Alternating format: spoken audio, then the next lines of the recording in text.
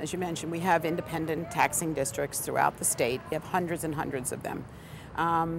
The initial Children's Services Council was put into statute back in 1948 in Pinellas County, and the voters voted to tax themselves for children's services. And subsequently, over the years, 6 other counties have done that. My own counties, the 2 counties I represent, Broward implemented it in the year 2000, and Miami-Dade did it just 5 years ago, about 2005. Palm Beach County has it, Martin County, St. Lucie, so forth. And these are hundreds of millions of dollars that actually provide care to kids, whether it's after-school care, whether it's prenatal, it can be, a whole range of services, child care. And as I said, the voters are the ones who have determined, it goes on the ballot. Nobody taxes them without their authority. So they vote, and they created these taxing districts.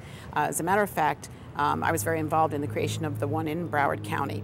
At the same time we were doing that, Palm Beach County was going back to their voters for an additional $500,000, which the voters approved, which would tell you that they're doing a really good job and they're very accountable to the voters. Miami-Dade just had to go back after 5 years because their statute required them to do a one-time, after sunset, a one-time vote to make it permanent, and so they did. And 86%. When does anyone remember 86% of any group of people voting for something? 86% did. Now they voted for it in perpetuity. The creator, the person that helped the most with that was David Lawrence, former publisher of the Miami Herald, who was very involved with it and was the first chair. He chaired the steering committee that raised over $2 million because they had to go back on the ballot. And that money, they had to do it because it was a requirement. But this legislation now would require all these districts to go back every 6 years.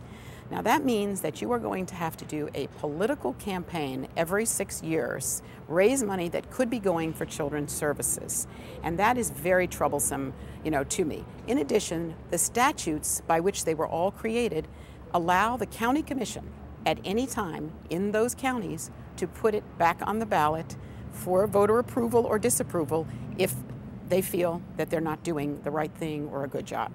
So I'm very distressed about this because this can hurt our kids at a time when this state is not funding children's services the way they should. We don't fund prevention, early intervention the way we should.